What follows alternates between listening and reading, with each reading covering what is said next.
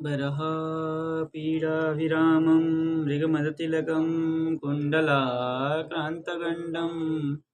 कञ्जाक्षं कम्बुकण्ठं स्मितसुभगमुखं स्वादरे न्यस्तवेणुं श्यामं शान्तं त्रिभङ्गं रविकरवसनं भूषितं वैजयन्त्या वन्दे वृन्दावनस्थं युवति शतवृतं ब्रह्मगोपालवेशम्।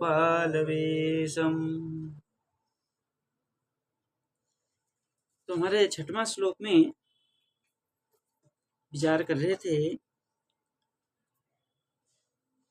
ये जो शब्द आया था, क्या शब्द आया था? हे भूमन, है ना? संबोधन में हे भूमन आया। हे भूमन में कह रहे थे, भू मतलब प्रादुर्भाव तदयुक्त मधुर तद्रूप प्रादुर्भावन। कहने का तात्पर्य क्या है? जो मधुर रस के अधिष्ठात्री। यहाँ पे मन मतलब वो मतु प्रत्यय लिया, मतु प्रत्यय का है, भू को धारण जो करते हैं, भू को धारण करता है। तो भू का अर्थ रस किया। तो प्रादुर्भाव क्यों बोला? उत्पन्न रस बाली लीला है ना, एक स्थिर रस है, एक रस उत्पन्न होता है। भगवान कृष्ण को देख करके रस उत्पन्न होता है, इसलिए प्रादुर्भाव मधुर रस कहा है। प्रादुर्भाव तद युक्त मधुर, उत्पन्न हुआ नूतन मधुर रस। स्थिर मधुर रस नहीं है, उत्पन्न मधुर रस है। तो क्या है, वहां भगवान को दर्शन करके, भगवान के सौंदर्य को दर्शन करके, भगवान के लीला कथा आदि को श्रवण करके मधुर रस की उत्पन्न होता है। नित्य नवीन जो रस है, उस प्रकार की भाव को लेकर के हे भूमन, हे मधुर रस के अधिष्ठात्री, हे मधुर रस के उत्पन्न करता, ऐसे करके भाव दिया है। ठीक है ना? अब उसमें आया था अगुणस्य। अब वो कह रहे हैं कि अगुणस्य प्राकृत गुणरहितस्य तब महिमा महत्वम बृहत्व रूपम एको धर्म। वो धर्म कैसा है? एक है, कह रहे आपका जो अगुण है, अगुण मतलब प्राकृत गुण से रहित है, आपके महिमा जो महत्व रूप है वो एक है, एक धर्म है।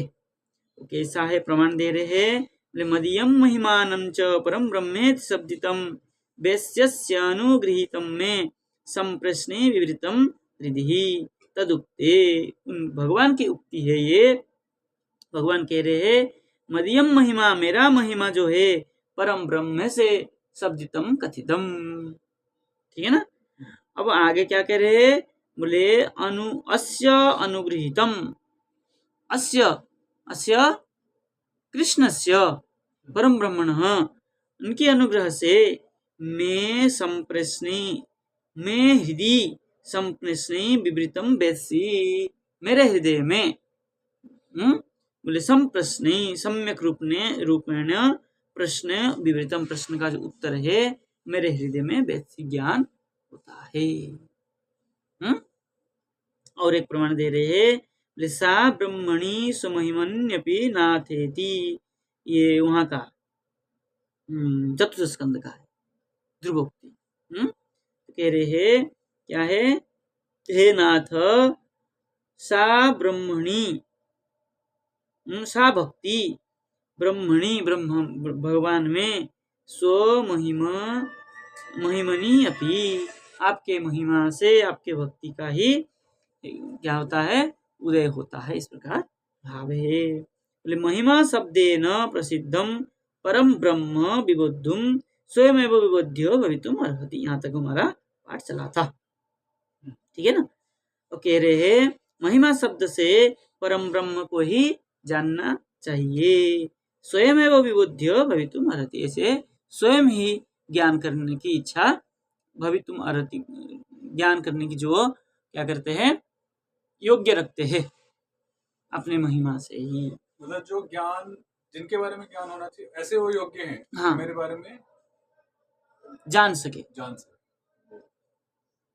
अब कह रहे हैं पच्यते ओदनः स्वयं एव इतिवत्। क्या करते हैं? बोले स्वयं एव ओदनम पच्यते। ओदन क्या हो रहा है? स्वयं ही पक रहा है। इसी प्रकार कर्मणः कर्तृत्वं यथा कुठार स्वयमेव वृक्षं छिन्नति। ले कर्मणः इतिवत् कर्मणः कर्तृत्वं यथा, कर्म जो है कर्ता होकर के कुठारः स्वयमेव वृक्षं छिन्नति, कुठार जो है स्वयं ही पेड़ को काट रहा है, उसका कोई कर्ता नहीं है। मतलब कोई कुठार लेकर के पेड़ को नहीं काट रहा है, कुठार स्वयं ही पेड़ को काट रहा है। कर्म करता आया था ना व्याकरण में। हाँ, कर्मकर्त्री। कर्म करता, वो कर्मकर्त्री अलग है। वही तो है, कर्मणः कर्तृत्व। नहीं, कर्म ही कर्ता होकर के कार्य कर रहा है। तो व्याकरण में भी तो वही सिद्धांत था ना। नहीं, कर्मकर्त्री अलग है। कोई कार्य करते हुए बीच में कोई कार्य अपने आप हो जाता है। जैसे हम यहाँ से राधा रमन जी जाएंगे तो गोपीनाथ अपने आप आ जाएगा, अलग से हमको गोपीनाथ देखने की जाना नहीं पड़ेगा, गोपीनाथ अपने मंदिर दिख जाएगा। ये कर्मकर्त्री है, अनायास हो जा। और यहाँ अनायास नहीं हो रहा है, यहाँ कर्म ही करता हो जा रहा है।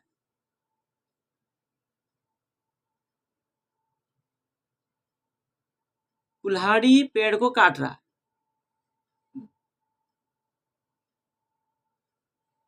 ऐसा तो हो ही नहीं सकता है ना। मुझे जो ध्यान आ रहा है इसी तरह का प्रयोग था व्याकरण में। नहीं, मैं दोबारा देखूं, धातु नहीं था नहीं होता। कर्म ही करता हो गया। हम्म।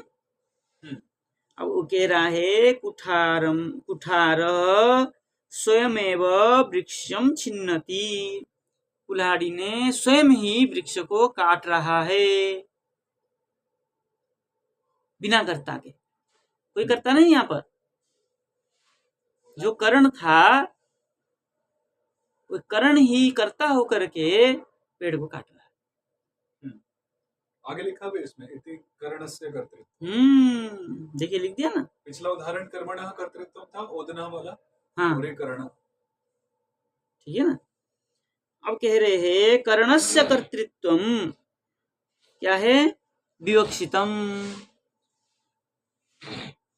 कभी ओदन भी स्वयं नहीं पच सकता है, कोई ना कोई करता होगा। हो ओदन को, चावल को धोएगा, पानी में डालेगा, आग लगाएगा, तभी जलेगा अग्नि, तब जाके वो तंडुल पाक होगा।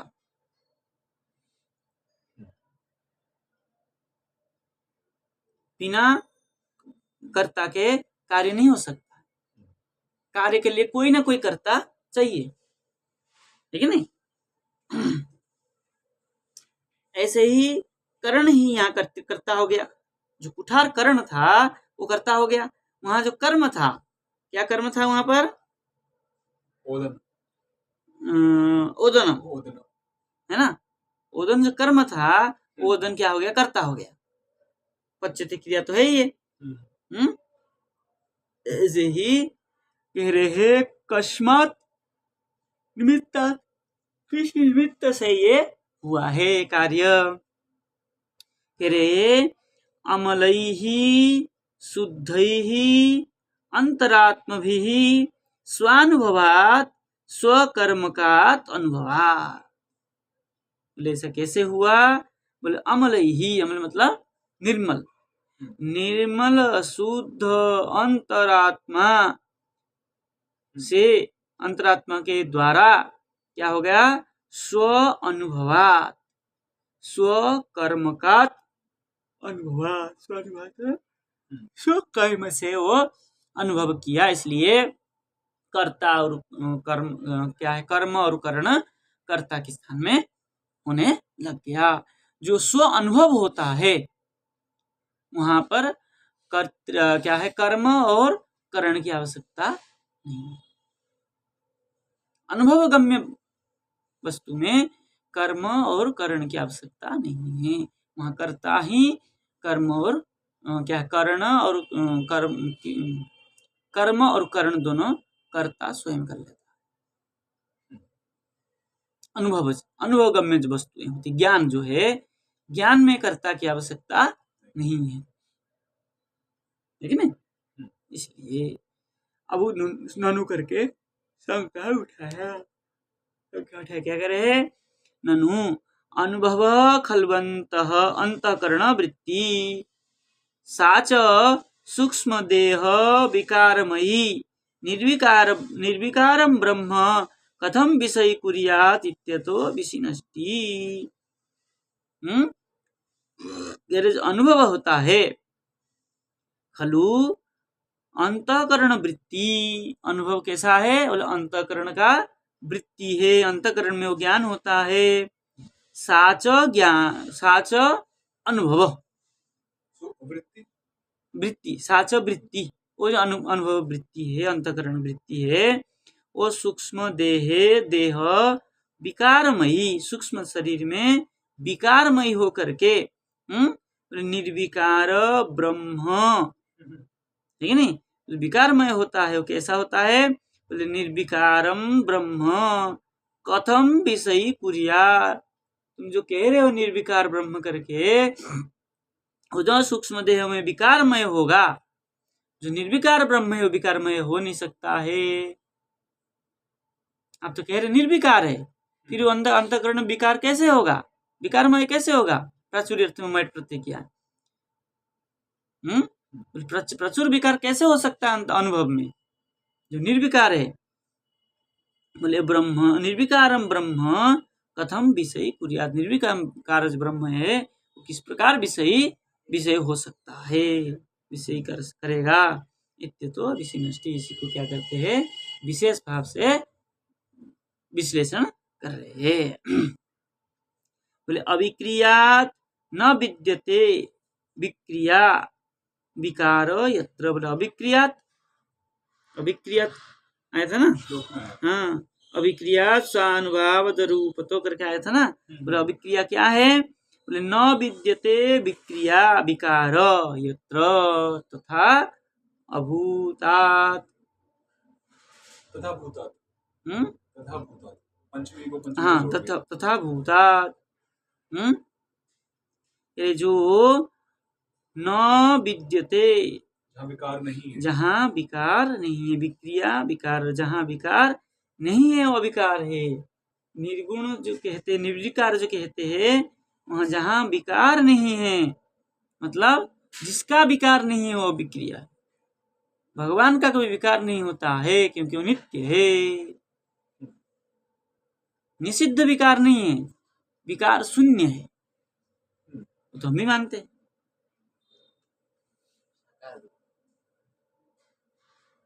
विकार नहीं है उसका,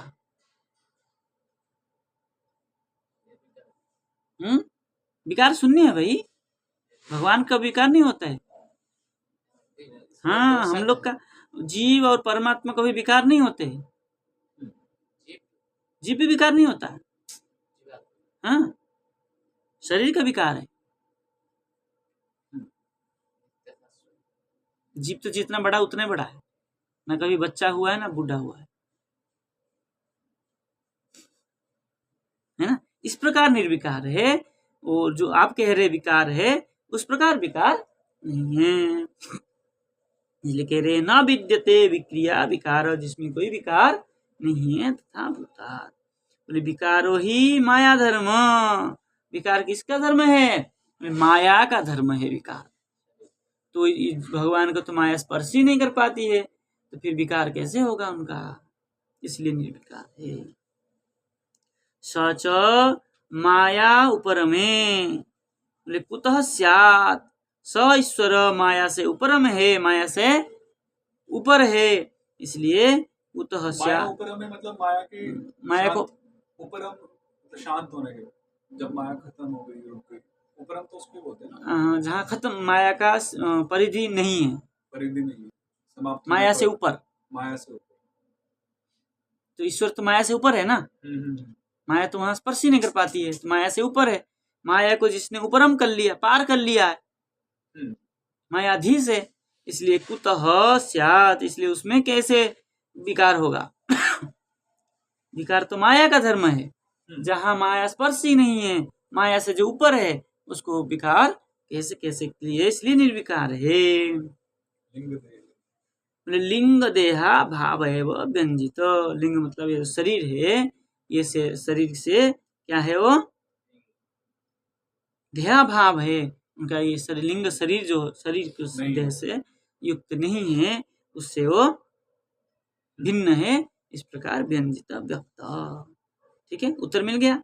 अब पुनः ननु करके शंका कर रहा है। बोले तदपि ब्रह्मणो विषयत्वेन अनुभव विषयत्वात् विषयत्व अनुचित्यात् इत्यतः पुनः विशिनष्टि। बोले ननु करके पुनः संख्या किया। बोले तदपि, फिर भी ब्रह्मणो अविषयत्वेन, ब्रह्म कैसा है? ईश्वर बोले किसी का विषय नहीं है, कोई उसके विषय नहीं कर सकता, अविषय है। इसलिए अनुभव विषयत्व अनुचित्या, अनुभव का विषय होगा ऐसा उचित नहीं है। बोले इसलिए पुनः विश्नष्टि, इसलिए पुनः विचार कर रहे। बोले अरूपतः, बोले रूपम विषय तदितरात्। बोले अरूपतः कह रहे ना, स्वानुभवात अरूपतः। स्वानुभव से क्या है? वो अरूपतः है। अरूपतः मतलब रूप रहित, यही तो कह रहे हैं आप। शंका कर रहे हैं, बोले रूप रहित, रूप वाला है। बोले नहीं, अरूपतः का अर्थ ये है, बोले रूपम विषय, जिसका रूप विषय, रूप ही विषय करता हो, तदितरात्, उससे जो भिन्न है, विषया कारण कारत्व रहितात्, विषय का आकार जो है उससे रहित है। विषय मतलब विषय विषयाकार है। काला लाल पीला, मोटा पतला, छोटा बड़ा, अणोर अणियान, महितो महतो महियान, ये जो विचार है वो उससे भिन्न है, विषय आकार से रहित है। बोले कैसे है? ब्रह्माकारात्, ब्रह्म मतलब व्याप्त आकार। कैसा आकार है? वो व्याप्त, सर्वत्र व्याप्त है हमसे, ब्रह्माकारात्। बोले ब्रह्मणो, बोले ब्रह्माकार अनुभव विषयत्व न दोषो, ब्रह्माकार का जो व्याप्त स्वरूप आकार है उसका जो क्या है? अनुभव है, उसमें उसका विषय जो है उसमें कोई दोष नहीं है। बोले ननु अस्ति किम तद्बोधे प्रकारांतरम, उसकी ज्ञान में ननु पुनः शंका किया। बोले उसकी बोध में प्रकारांतर क्या है? क्या प्रकारांतर है? तो उसका उत्तर दे रहे तत्र आह। बोले अनन्य बोध्य आत्मा, अनन्य, न अन्य, अन्य, अन्य से कोई भिन्न बोध्य हो, इस प्रकार आत्मा स्वरूपम यस्य तत्तया नैव अन्यथा स विबोध्य भवितुम अर्हति इति अन्वयः। तो आत्मा स्वरूप जो है वो कैसा है? बोलो अन्य से भिन्न कोई बुद्धि। अनन्य बुद्धि मतलब और किसी और के द्वारा वो बुद्धि गम्य नहीं है, गम्य नहीं है, ज्ञेय नहीं है। और किसी के द्वारा उदाहरण देकर उनको समझा दें ऐसा नहीं है, क्योंकि उनका जैसा और कोई है ही नहीं, है कि नहीं? इसलिए वो आत्मा स्वरूपम, बोले तया नैव अन्यथा, उनके जैसा और कोई अन्यथा है ही नहीं, इसलिए विबुद्ध्यो भवितुम अर्हति, इसलिए उनका जैसा वही है ऐसा ज्ञान होना संभव है, योग्य है। यथा विषयाकार अनुभव एव, जो विषयाकार है जैसे विषय उनका है उस प्रकार विषयाकार अनुभव एव शब्द स्पर्शादीन विषयी करोति, न ब्रह्म इस प्रकार विषयाकार नहीं होता है, लेकिन जो ईश्वर है, परमात्मा है, वो इस प्रकार विषयाकार शब्द स्पर्श आदि से ज्ञात होते हैं। तथैव ब्रह्माकार अनुभव एव ब्रह्म विषय करोति, न शब्दादि जो है उनके विषय को नहीं कर सकते हैं। ब्रह्म ही ब्रह्माकार विषय को ज्ञात करता है। मतलब जिस तरह से जो शब्द रूप रस जो विषय हैं उनको हम समझते हैं, भोगते हैं, इस प्रकार इस प्रकार ब्रह्म नहीं है, ब्रह्म को अनुभव नहीं कर पाते। अनुभव नहीं कर पाते। वो ब्रह्म ब्रह्म जैसा ही, उसका एक स्वतंत्र सत्ता है, वो उसका जैसा ही अनुभव करता है। चले आगे। ठीक, कल हम 7वां करते हैं। ठीक है। कृष्णाय वासुदेवाय हरे परमात्मने प्रणतक्लेशनाशाय गोविंदाय नमः। तो फिर